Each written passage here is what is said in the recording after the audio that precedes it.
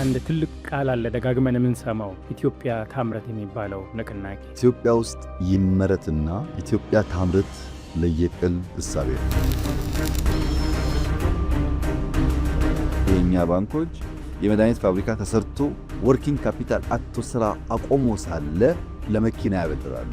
ፋብሪካው በቅርቡ ሲመረቅ ታየዋለህ እንዴት አይነት ስራ እንደተሰራ። ጥቂት ገንዘብ እንኳን ብድር ብትሰጠውስ ስንት ዜጋ መዳን እንደሚችል አስበዛ ነው። እኔ የምናስባትን ኢትዮጵያ እንደማይጠረጥር የለኝም። አያታለሁ፣ ልጆቼ ደግሞ ይኖራታል። የባህር በር ጉዳይን ለማንሳት እንገደዳለን። የባህር በር ጉዳይ በጥቅል ሀገር ወይም መንግስት የሚባል ጉዳይ እኮ አይደለም። በአንተና በእኔ ህይወት፣ በእያንዳንዱ ዜጋ ህይወት ላይ በየቀኑ የሚያጋጥም ነገር ነው።